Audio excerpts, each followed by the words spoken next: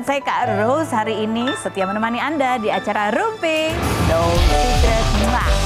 Ditemani oleh Daniel di pojok sana dan sudah hadir beberapa bintang tamu yang akan berbagi ceritanya. Yuk kita hari Senin di awal minggu ini kita mojok dulu untuk bahas apa yang lagi ramai di luar sana yang terjadi menjadi perhatian publik dan juga menuai banyak komentar netizen baik itu untuk hal-hal yang datang dari dunia nyata maupun dari dunia maya. Dari dunia maya, ini kayaknya dari sejak hari Sabtu apa hari Jumat gitu ya, wirawiri ini satu videonya Ricky Harun dan ini rame banget karena di situ ada tulisannya tuh seiring dengan videonya muncul terus ada kayak caption atau apa headline gitu yang mengarahkan seolah-olah bahwa Ricky Harun diduga di tempat karaoke ditemenin sama Lady Elsie tuh Lady karaoke. Lady companion gitu ya kan. Terus ada satu cewek gitu yang kayak menjelaskan, iya itu bukan aku yang di sebelah itu tapi aku pernah ketemu 3 kali 4 kali tapi aku nggak tahu dia itu udah punya istri atau enggak gitu deh. Itu sebenarnya menurut aku agak aneh ya. Kenapa tiba-tiba gitu? Sehingga netizen tuh pada bingung, ya ampun gitu kan. Ada berita ini, mana yang harus menjadi perhatian netizen? Hari ini kita fokus dulu ke Ricky Harun ya. Coba kita lihat dulu video yang beredar itu seperti apa. Berikut ini. Ya aku lagi mau lihat itu loh tulisannya apa. Soalnya kalau lihat di situ kecil-kecil. Beredar video diduga Ricky Harun tengah asik karaoke dengan wanita lain ya. Ini judul mengarahkan ya. Coba kalau kita hilangkan tulisannya ya. Kita hilangkan tulisannya terus kita lihat videonya. Aku bisa menduga dia lagi karaokean emang gitu ya sama temennya. Iya kan? Terus yang dibilang kayak siapa wanita lain gitu. Itu wanita lain ada di sebelah temennya. Iya nggak sih, benar nggak? Terus wanita lain itu kalau dibilang itu Elsie, aku nggak tahu deh Elsie itu biasanya pakai baju apa. Tapi yang jelas temennya itu kayaknya pakai baju kayak biasanya aku pakai waktu dulu aku belum berkerudung kayaknya gitu ya. Masih panjang gitu lengannya. Mungkin dingin kan? Ya maksudnya tanpa ada itu tuh kita bisa berpikir positif ya nggak sih? Apalagi kan begitu ada tambahan ini nih. Ada satu akun, aku nggak tahu ini akun namanya siapa sih? Tuh. Kenapa sih di blur? Kan dia sendiri yang ngaku. Siapa sih tuh namanya? Oh ya ini si pencipta itu ya. Namanya Bismillah gitu ya. Ada yang nanya, Kak yang sama Kirun beneran dulu apa sekarang? Gitu terus dibalas. Halo 2024 aku emang pernah ketemu 2-3 kali. Tapi aku bukan cewek pegawai di karaoke itu. Dan setelah aku tahu dia punya istri aku ngejauh katanya gitu ya. Terus si akun ini perempuan ini juga bikin postingan lagi tuh.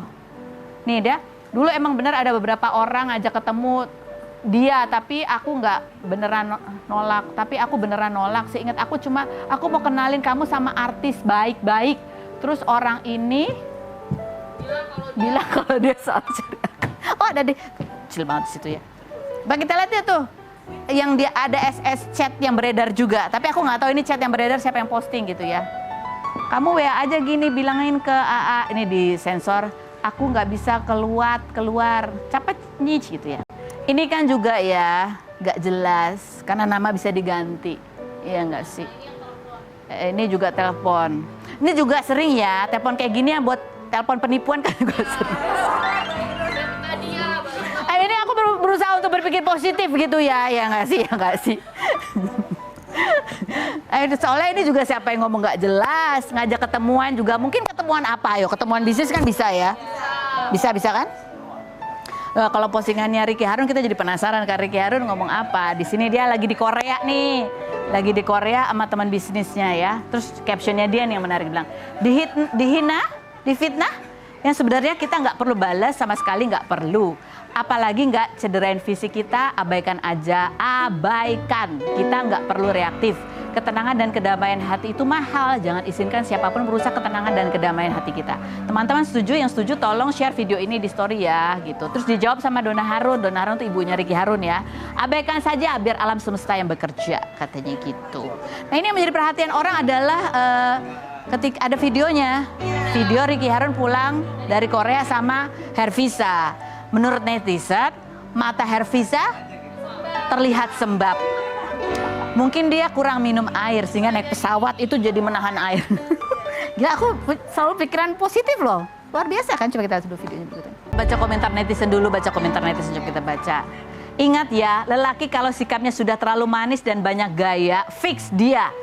Tanda kutip menyembunyikan sesuatu dari pasangannya. Normalnya lelaki itu sikapnya sedikit ngeyel, suka semaunya, diomongin berulang kali bau loading. Nah itu lelaki yang tulus dan gak nyimpan sesuatu rahasia atau berbuat salah. Pelajaran buat kita semua. Salah ya, salah.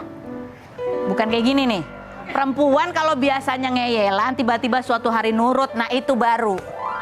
Kalau dari awal kenal sampai terakhir dia selalu nurut, ya itu memang dia. Gitu. Oke, lanjut komentar. Terlalu banyak dipuji sampai akhirnya diuji dan benar nyata adanya aib itu gitu. Ini kalau nggak percaya ya suami yang baik tuh ya, tanya Dia Permatasari ya kan Bu ya. Suami dari awal sampai sekarang nggak ada yang berubah kan Bu? Masa dia harus curiga sama suaminya dia? Yang berikut komentar. Amin. Perjuangkan rumah tangga kalian ya. Jin Dasim lagi bebas lepas di mana-mana. Yang berikut, kalau punya anak laki-laki nggak akan aku kasih nama awalannya R. Sekali lagi R. Karena kalau dari ramalan Hartguma ya semua R gitu. Iya, oke. Baiklah. Udah itu aja ya.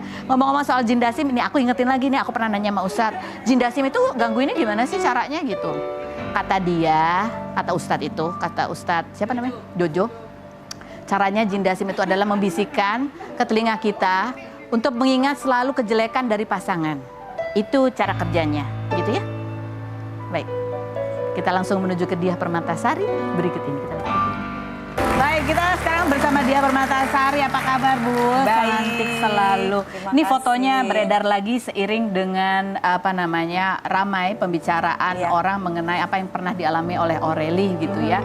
Dan dia speak up dari sejak tahun 2013 dan di buku Broken Strings yang dia tulis itu dia menceritakan pada saat dia dibawa untuk seolah-olah menikah begitu ya, itu pakai baju putih yang merupakan properti syuting.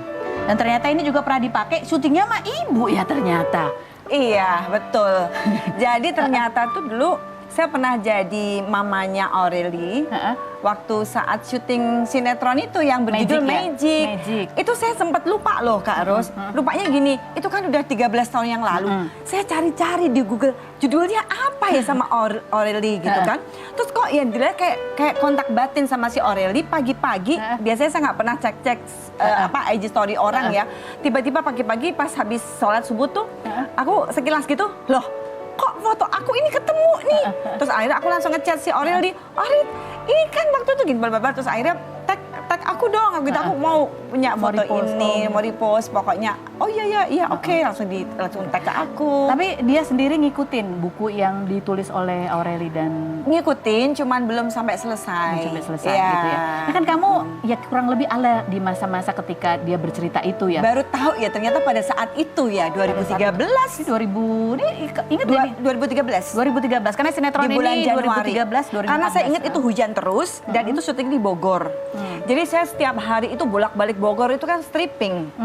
Nah kebetulan kok ya dilala saya jadi mamanya gitu loh. 2013 di bulan Januari. Di kurang lebih bulan Januari saya awal tahun. Itu hujan terus syutingnya sempat tertunda karena memang hujan terus break dulu, hujan terus break dulu gitu. Nggak, kamu seingat kamu gitu ya. Ini kan dia tulis di baju ini, dia sebenarnya karena agak ya lengannya terlihat gitu, ada bekas-bekas lebam yang terpaksa harus ditutupin pakai foundation gitu. Kamu sempat perhatiin nggak? Jujur aku udah lupa inget karena itu kejadian 13 tahun yang lalu ya.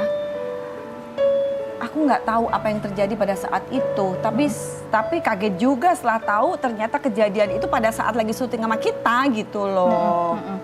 Iya. Kamu nggak lihat ada yang aneh ekspresinya atau apa pada saat itu? Saya memang melihat ada sesuatu yang berbeda. Itu cuman gini, Aureli itu memang lebih diem daripada pemain-pemain yang lain. Karena kan ini kan film remaja. Yang ada waktu itu kalau nggak salah ada Joshua, ada Cut Meriska apa. Saya lihat itu Aureli terlihat paling diem. Dia emang anaknya kalem ya, anaknya kalem banget. Jadi di situ saya lihat memang tidak seperti seusia dia sih, lebih kelihatan mature gitu dan nggak yang karena anak-anak kan kalau udah lagi break itu kan kesana kemari apa-apa, kalau dia tuh diem gitu, diem aja gitu. Diem aja, itu aja yang kamu notice pada saat itu ya? Iya, mungkin ada yang jaga aja. Waktu saya ada yang jaga kan, dia dijagain terus kan. Kamu lihat nggak ada yang jagain waktu itu dia? Lihat lah sambil main gitar yang jaga. Ya saya ingat cuman itu, dan yang jaga itu sempat memperkenalkan diri ke saya. Ya nggak mungkin nggak, karena kan tiap hari kita syuting. Dan saya kan intens banget, karena kan saya tuh cuman syutingnya ya cuma sama Aureli, kan saya sebagai ibunya kan gitu. Terus yang jaga, ada lihat yang aneh gitu nggak sih? Kan sebagai perempuan gitu kan kadang-kadang suka, nih ada yang apa gitu, nih kayak nggak berani ngomong. Tapi cukup ya, mungkin pendiam karena ada yang jaga itu tadi. Ada yang jaga pada saat itu. Tapi begitu ini cerita keluar gitu, saya baru ingat semua. Jujur semua. Judulnya aja tadinya saya lupa, kalau nggak si Aureli ngepost di IG story. Saya tuh inget apa ya judulnya, sampai saya nyari di googling. Saya ingatnya itu sutradaranya Nayato. Saya ingat Nayato, sutradaranya ini bukan dia gitu. Akhirnya bener terjawab pas pagi itu juga gitu. Kamu sebagai perempuan ya, kan baca lah, walaupun belum selesai. Apa yang kamu? Nyesek banget loh. Belum kelar itu, baru ujung-ujungnya aja udah nyesek gitu ya. Ya karena saya pernah muda ya, kita pernah muda kan. Kita pernah zaman dulu pernah jatuh cinta, berjuta rasanya. Kita kalau udah cinta masa yang seseorang kan, jangankan dikasih tahu siapa ya, dikasih tahu orang tua aja kita kan nggak pernah mau denger. Karena kan kita lagi masa-masa, ya kan, lagi jatuh Kamu cinta. orangnya kayak kelihatannya masih bagus aja semua gitu. Oh, dari awal pasti orang itu kalau ngedeketin bagusnya, manis-manisnya bagusnya, sampai kita kelepek-kelepekan karena mungkin di awal baik kan. Biasanya begitu, saya nggak ngomong siapa-siapa ya. Berdasarkan pengalaman aja ya. Iyalah. Tapi Baja itu sebagai perempuan rasanya nyesek. Aduh, ngenes, lihatnya juga nyesek ya. Oke. Nah ini kan Aureli sebenarnya di tahun 2013 pernah speak up ya, pernah diwawancara, dia pernah cerita gitu apa yang dialami ini. Oh ini mau nunjukin foto aja dulu nih ya, foto baju putih ini dulu yang viral juga nih akhirnya orang tahu. Ini baju putih yang syuting sama kamu nih. Iya betul. Ini adegan ulang tahun. Ini adegan ulang tahun. Itu adegan ulang tahun. Iya. Dan ini baju yang dipakai waktu ya ada fotonya di gereja gitu. Ini kamu sempat perhatiin juga nggak? Enggak, aku nggak sampai perhatiin ternyata dia ditutup itu sama sekali. Enggak. Iya, cuma memang anaknya pendiam ya. Aureli ini anaknya memang beda dengan remaja yang lain. Kalau saya lihat pada saat itu ya dia lebih kalem gitu loh. Nih 2013 dia pernah diwawancara ya, setelah lepas itu kan dia akhirnya atas saran ayahnya gitu ya, dia memutuskan untuk buka gitu supaya tidak ada lagi ikatan-ikatan yang membuat dia susah keluar dari hubungan itu gitu. Kita lihat dulu cuplikan wawancaranya berikut ini. Nah, itu pada saat di video wawancara itu dia cerita dia mengalami ya kekerasan dan lain sebagainya, diancam. Itu kamu sempat lihat nggak tuh wawancaranya? Enggak. Enggak ya? Enggak. Oh iya yang sekarang baru lihat. Sekarang baru lihat. Pada saat itu sama sekali nggak pernah dengar tuh ada cerita itu tentang Aureli? Nggak pernah sama sekali. Saya ini setelah syuting itu, saya udah jarang banget ketemu sama Aureli kalau nggak ada acara-acara kayak event, kayak tiba-tiba ada PH apa, ngundang acara apa gitu baru ketemu. Saya nggak pernah ketemu lagi sama Aureli kecuali acara-acara itu. Ini pada saat kejadian syuting yang itu ya, Magic ya, kan di tahun Magic, 2013, ya bener-bener. pakai baju putih, terus ada fotonya waktu di gereja pakai baju putih. Itu kamu sempat tahu nggak bahwa hubungan Aureli sama yang jagain selalu itu pacaran aja apa ada pengakuan sudah menikah? Waktu itu sih yang cowoknya yang memperkenalkan diri ke saya. Itu seingat saya ya. Waktu itu lagi break makan siang, terus dia memperkenalkan, Mbak kami sudah itu gitu. Oh, saya pokoknya panjang ya karena kan. Oh, karena saya lihat Aureli masih kecil banget. Masih kecil banget ya. Masih kecil banget, masih polos banget, sepolos-polosnya. Udah gitu kan syutingnya pakai baju seragam SMA itu kan, jadi saya mikirnya kan ini masih kecil banget, kalau nggak salah 18 atau 19. Iya 18 ya. Saya sempat kaget waktu itu dari pengakuan si laki-laki tersebut gitu. Cuman saya pikir ya oke. Saya pikir ya memang begitu, memang sudah begitu menikah, saya pikir juga begitu. Pikir karena dia memperkenalkan semua orang seperti itu ya? Saya nggak tahu ke semua orang ya, ke saya sih memperkenalkan seperti itu waktu itu. Oke. Nih kita ngomong soal dengan rilis buku Broken Strings ini kita jadi lebih mengetahui ada istilah yang namanya grooming gitu ya. Kita mau tanya nih sama dia, sama-sama orang lama ya kita ya. Iya, betul. Maksudnya istilah grooming itu apakah dari dulu kamu sudah tahu itu atau baru sekarang ini kamu baru istilahnya baru lebih tahu oh ini yang namanya grooming gitu.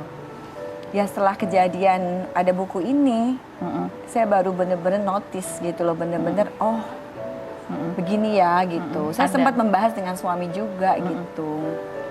Ternyata kok ada seperti ini. Ya memang, tapi ini nyata gitu kan. Iya. Gitu. Dan kamu kan ibu anak laki-laki ya? Itu dia, betul. Itu dia, kenapa itu dia? Jadi ini semua tuh jadi suatu pembelajaran buat kita dengan ada kasusnya si Aurelie ini. Saya punya anak 2 cowok, dua-duanya. Ya saya jadi lebih aware terhadap masalah seperti ini. Karena anak saya kan di pihak laki-laki. Ya saya selalu tekankan bahwa jangan pernah memperlakukan pacar kamu atau teman baik kamu sampai seperti ini. Jangan gitu. dimanipulasi. Jangan dimanipulasi, jangan apa segala macam. Jadi ini semua tuh jadi kita belajar. Kita jadi belajar semua sebagai orang tua. Kita mempunyai anak yang remaja, masih remaja yang beranjak dewasa. Udah pasti mereka kan udah mulai nih suka-sukaan sama cewek gitu kan. Ini bener-bener ini saya harus bener-bener sering mengingatkan pada anak-anak saya gitu. Jadi jangan memanipulasi, jangan menyakiti. Manipulasi, jangan menyakiti, iya. Apa yang harus gitu kalau sebagai anak laki-laki nih pesan dari bapak ibunya buat anak laki kalau dalam berhubungan apa yang harus mereka lakukan? Iya. Seorang lelaki itu kan gentleman ya, harus gentleman. Kamu harus memperlakukan perempuan itu sebaik mungkin gitu loh. Sebaik mungkin, jangan pernah ada kekerasan, kasar apa segala macam. Kalau misalkan memang ini let's say contohnya kamu sudah tidak saling cocok, udah tidak saling suka, misalkan bicaralah baik-baik. Ya misalkan itu pun juga bentuk kata-kata itu kan juga bisa menjadi apa ya? Jadi menyakitkan. Menyakitkan itu jangan sampai seperti itu. Dan ya pokoknya yang sehat aja hubungannya, yang sehat aja, yang saling support dalam segala hal gitu kan pastinya. Nah itu segala hal gitu ya termasuk begini nih, ibu begini. Maksudnya laki-laki juga harus bertanggung jawab. Iya karena kita ini sebagai ibu ya. Saya nggak punya anak perempuan, tetapi sebenarnya punya anak laki-laki sama perempuan juga sama sport jantungnya gitu loh. Betul. Jadi kita sebagai orang tua di sini penting sekali loh, peran orang tua itu di sini penting. Di zaman sekarang apalagi ya, di mana informasi itu biarin terbuka. aja anak saya suka bilang, mama annoying banget sih nelfon terus ngikutin cewek. Harus. Kadang-kadang kita harus ngikutin insting kita kan. Dia pacaran misalkan sama anak orang loh itu gitu loh. Harus perlakuan dengan baik, harus manis, harus sweet, harus bicara juga harus lemah lembut apa segala macam. Jangan sampai ada sesuatu hal yang nanti menjadi atau menyakiti anak orang lain itu makanya itu. Dia nanti kita ngobrol deg-degan. Lagi. Itu deg-degan. Nih ibu-ibu semua deg-degan ya. Tapi kuncinya kemarin ketika kita ngobrol sama Joyce Manurung gitu ya, seorang psikolog, itu bagaimana kita orang tua itu harus terus mengevaluasi diri bagaimana cara kita berkomunikasi dengan anak-anak kita gitu.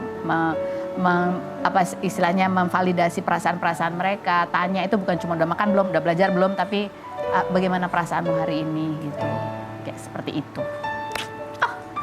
Aku jadi langsung introspeksi diri ya. Kita langsung ke Syahrul Gunawan dan ada Dina. Kita lihat dulu profil mereka berikut ini.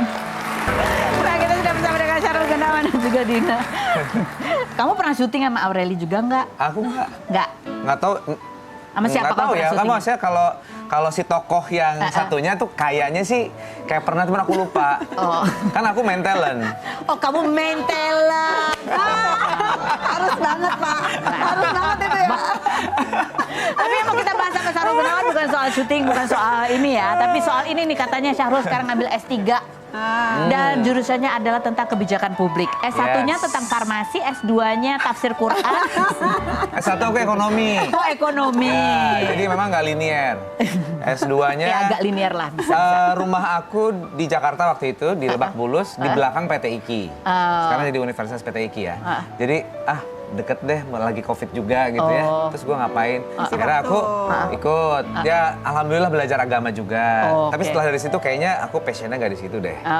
Terus udah gitu nggak melanjutkan. Kok passionnya nggak di situ? Kenapa? Nggak, maksudnya aku di agama. Aku iya bukan dong. mau ngambil dokter lagi terus untuk jadi guru agama misalnya. Tapi aku banyak dapat ilmu, alhamdulillah. Nah begitu masuk ke birokrat kemarin 3,5 tahun itu prakteknya kan menarik tuh, banyak hal-hal yang kayaknya masih jadi pertanyaan dan sebagainya. Setelah praktek 3,5 tahun aku pengen dapat teorinya dong. Akhirnya ya udah ada waktu, akhirnya aku ngambil S3 Kebijakan Publik. Oke.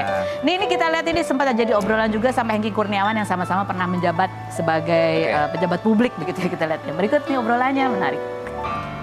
Itu terakhir yang menarik ya, secara politik lemah, anggaran nggak ada, kewenangan nggak ada. Serius emang kayak begitu yang terjadi, anggaran khusus buat wakil. Ya kita harus paham lah positioning kita sebagai wakil. Ibu jangan nyerempet-nyerempet bahaya, Bu. Kewenangan nggak ada. Nggak live ini, Bu, live, Bu. Nah kalau budgetnya nggak ada, Bapak kemarin berkegiatan duit pakai apa itu? Ya paling membantu saja. Ini langsung ibu langsung gini. Membantu. Terus ada kesempatan untuk mencalonkan lagi. Akhirnya aku kemarin mencalonkan dan kalah, ya sudah, buat aku nggak apa-apa. Jadi nanti nih 5 tahun lagi ada yang nawarin Bapak jadi wakil, mau atau enggak? Sebetulnya aku masuk sekarang ambil doktor itu bukan untuk nantinya tuh pasti ke politik. Enggak, aku nanya seandainya nih, Ya, udah tahu jadi seandainya, wakil itu posisinya gimana gitu ya. Mungkin Ibu aku mau bisa nggak? jadi praktisi ya, bisa masuk ke dalam sistem atau juga ya secara akademisnya aku bisa memberikan masukan misalnya. Oh, staf ahli gitu. Gitu, karena dari beberapa aku mengalami itu kan misalnya kok banyak kebijakan yang memang tidak terintegrasi, terus kemudian juga tidak ada keberpihakan ke masyarakat misalnya. Banyak hal. Jadi aku pengen mempelajari itu aja. Maksudnya kalau berkontribusi harus pakai ilmu gitu, Bu. Yes. Iya. Ibu yang menerjemahkan ya. Ini nama Syahrul Gunawan termasuk yang disebut-sebut di di materi komedinya Panji gitu ya. Disebut sebagai Iya, aku kaget loh pas awalnya, ada nama gue. Ya maksudnya, ya disebut juga. Kalau punya latar belakang artis tuh biasanya memang kemungkinan dipilihnya besar gitu. Memang itu modal politik ya. Tapi kan memang setiap orang beda-beda lah. Ada yang memang di-hire, tiba-tiba keroyokan banyak di-hire terus dibayar gitu.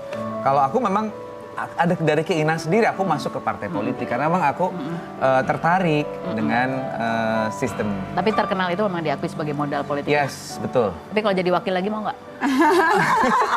Dari politik Ya, kurang kuat, karena kebenaran anggaran nggak aja ada. aku artis backgroundnya. Tapi kan setiap orang punya hak konstitusional tapi untuk itu dipilih dan memilih kan. Tapi itu ada ini nggak sih bahwa karena artis dipilih hanya karena salah satu adalah modal sosialnya, banyak orang kenal dan lain sebagainya, sehingga sebenarnya kebutuhannya hanya untuk menarik suara aja gitu. Ya aku mengalami bahwa ternyata aku hanya menjadi vote getter. Jadi butuh semacam pengakuan bahwa aku masuk ke sini itu bukan hanya semata-mata vote getter. Jadi aku ingin melakukan sesuatu tapi belum ada ruangnya aja. Makanya ini tetap prosesnya panjang ya untuk pembuktian. Ibu senyum tegang ya Ibu ya, Ibu yang di tengah senyum tegang. Dia penjagaku. Gatekeeper ya, Bu. Ya pintar. Ini yang menarik lagi. Ini dari apa sih mau di VT-nya itu mau diliatin? Ya udah lihat berikut. Ya.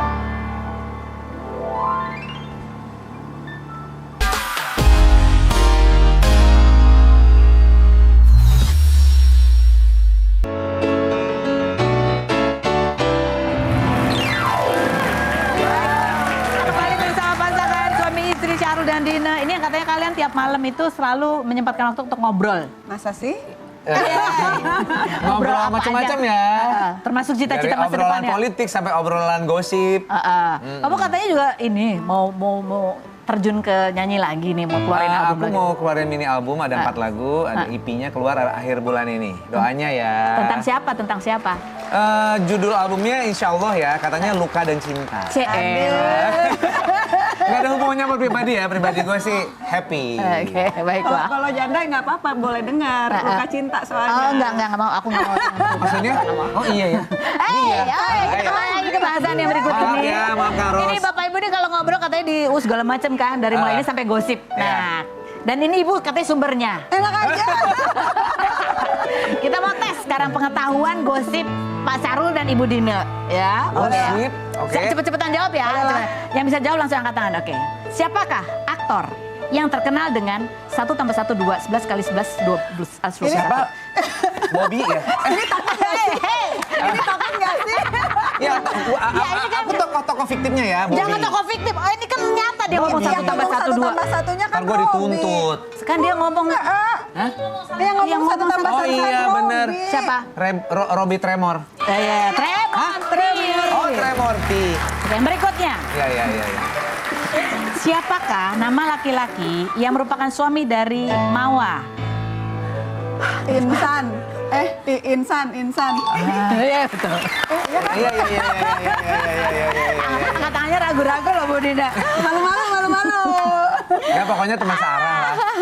Oh, apa penyebab yang membuat Ibrahim atau Ohim, suami Salsabila, dibully netizen? Tunggu. Statementnya tentang apa? Tentang jadi babu kalau ngasih istri bulanan kan? Ketolak. Ayo nggak sih? Siapa sih? Luar biasa. Lu nggak tahu? Nggak tahu. Bukan anak IG. Tapi Bapak kalau pesen makan di makanan online, Ibu dipesenin juga kan? Iya dong. Oh, Aku iya. pesen tuh hanya untuk istri. Oh, Bapak. Oke, nanti kita ngobrol lagi sama pasangan ini berdua ya. Pasti ada pertanyaan-pertanyaan lagi harus dijawab oleh mereka berdua. Tapi sebelumnya kita mau ke satu ibu ini yang baru pulang dari Korea juga. Dan di sana selain operasi, dia juga mendapatkan kabar duka pada saat di Korea. Apa yang dialaminya? Kita lihat profil Denis Karyasta berikut ini. Kita bersama dengan Denis. Sekarang langsung kita dudukan di kursi ini. Langsung ya kalau gua mah ya, nggak ditanya dulu, nggak pakai basa-basi, langsung kamu kan didudukkan. sesuai dengan kamu yang suka dor. Kita Oke. dudukan di sini untuk menjawab pertanyaanku dengan jujur apa adanya. Apakah pertanyaanku jawabannya fitnah atau fakta, Denis? Kamu kemarin melakukan operasi di Korea sekaligus stem cell supaya glowing sehingga bisa cepat dapat suami lagi. Fitnah atau fakta? Fitnah. Gua nggak mau punya suami, gua mau punya tambah anak. Ah, gimana ceritanya? Enggak ya, oke. Enggak ya, jadi ini untuk diri kamu aja. Fitnah untuk diri aku, dan pertama aku mau kesehatan sih yang paling penting gitu. Oke. Cantik kan bukan buat harus cari laki, bisa aja Betul. untuk diri sendiri. Jadi kita lebih pede, Diapain sih kerja. kamu? Diapain sih? Sebenarnya di ponytail aja, dibuang kulitnya. Aku udah minta sama dokter, dok jangan sampai muka gue berubah ya dok ya, jangan sampai mata gue begini, jangan mata gue begini, jangan sampai hidung gue ada 3 lubangnya, gitu. Jadi pengen muka gue jadi pas sebelum melahirkan. Stem cell-nya buat apa? Badan atau buat muka? Stem cell buat kesehatan. Nah, sebagiannya suntikin ke muka. Oh, sebenarnya. Kita ada lihat nih foto atau video perjalanan operasinya Denis ya, berikut ini kita lihat. Duh, lihatnya ngilu ya.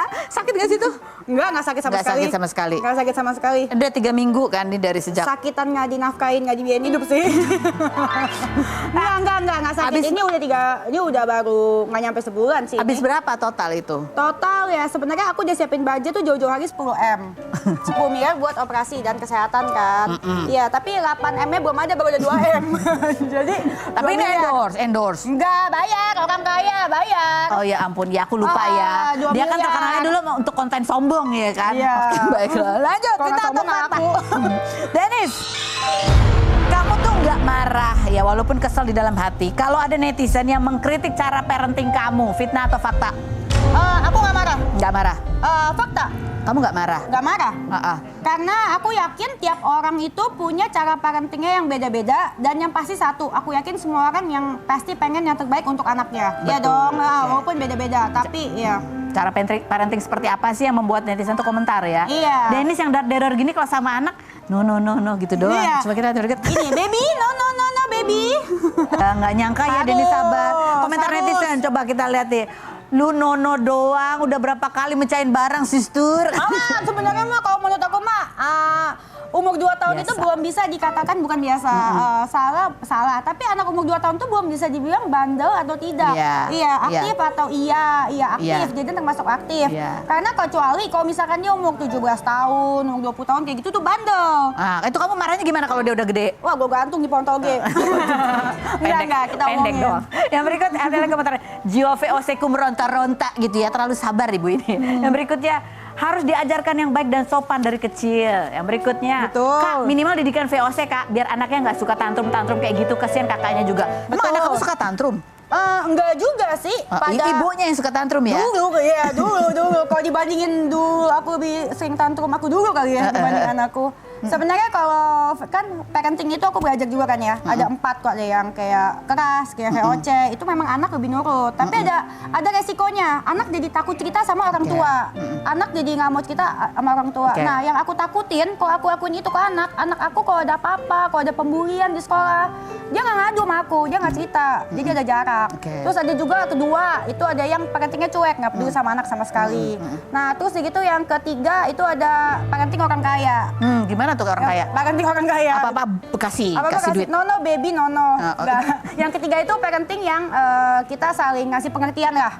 Oke. Iya, Kamu jadi yang mana? Aku yang ketiga. Jadi aku nggak. Kamu yang ketiga, yang Nggak. parenting orang kaya? Iya, yang kasih pengertian. Jadi Oh, kalau 4. misalkan anaknya salah, ya aku bilang, Nono baby apa segala macam, kamu nggak boleh pecahin gelas. Kalau nanti gelasnya pecah kena kita gimana? Kita berdarah, Oke. ya kan? Kalau misalkan kamu lempar gelas, itu ngerugiin orang. Kita nggak boleh gitu. Oke. Iya, jadi aku sama anak tetap dekat. Jadi anak nggak trauma kalau aku yang ngomong. Baik.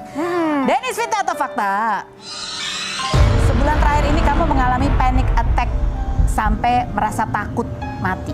Iya. Jawabannya setelah berikut ini, jangan kemana-mana. Tetap di Rumpi No Secret.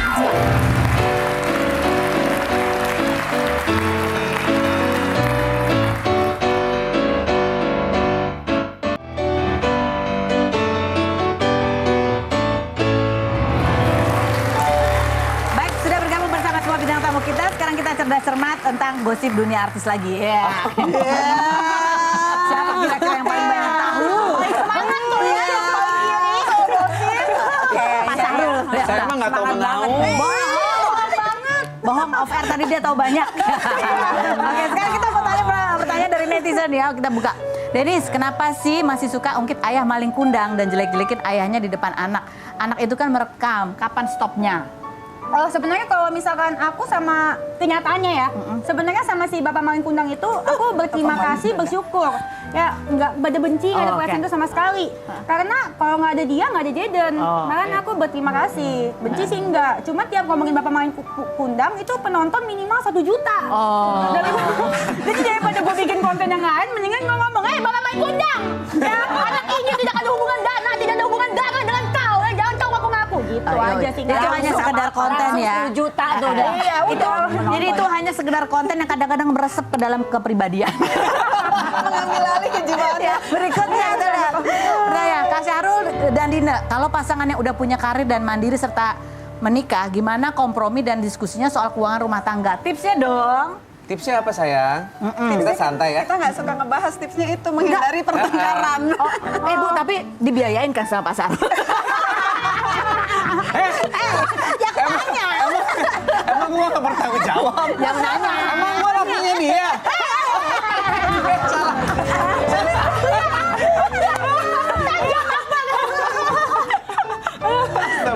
Jangan sampai ya. Jangan sampai ya. Budi sampai. Budi nggak pernah minta gini apa langsung transfer Pak Syahrul? Transfer langsung. Oh, transfer langsung. Oh, oke, baiklah. Bagus berarti ya. Bagus. Ada berikut set. Dia Permatasari. Syarat jadi mantu Dia Permatasari apa sih? Setuju nggak sih sama mantu yang berhenti kerja setelah nikah, bangun siang dan kerjanya belanjain uang suami aja? Setuju nggak dia? Buat jadi mantu. Iya, Buat makanya mantu. aku tuh pokoknya aku karena orang Jawa. Yang harus jadi mantu aku tuh maaf ya, aku harus lihat bibit, bobot, bebek. Oke. Itu pasti cocok. Cocok. Anaknya ganteng sih tapi ya worth banget lah. Maksudnya paling nggak terlalu banyak perbedaannya gitu kan? Iya dong, Iya. jangan, soalnya takutnya kalau perbedaannya terlalu jomplang, nanti malah ada masalah di kemudian hari. Jadi bibit konflik Iya, gitu. iya. Emang kira gedein anak gampang, Iya. ya kan? Bagi sayang-sayang. Bu, tapi kalau nanti mantunya itu ya itu yang modelnya yang kayak di rumah aja, ya kan ada ya tetap ada yang bantu. Jadi dia tidur, bangunnya siang, belanja. Ini tergantung Princess, kalau nanti gitu. suaminya atau anak aku ini berhasil sukses, ya dia memanjakan istrinya seperti itu. Oke aja, nggak ada masalah. Nggak ada masalah ya. Sama nggak merugikan ya. Nggak merugikan. Nggak dituduh kan? ngabis-ngabisin uang suami aja gitu nggak ya? Oh enggak dong, kan Iya. mereka saling cinta, saling sayang. Suami itu harus menafkahin istri lahir batin. Dan emang tugas istri pakai duit suami. Betul. Daripada dipakai orang? Nah. Oke, Sarul, terima kasih banyak Ya, sudah sama-sama. hadir. Terima kasih. Dan terima kasih juga buat Anda yang sudah bergabung bersama kami ya. Mudah-mudahan ini banyak hal yang menghibur, banyak hal juga masukan yang bisa memberikan inspirasi dan masukan. Kita ketemu lagi setiap hari ya di acara Rumpi. No.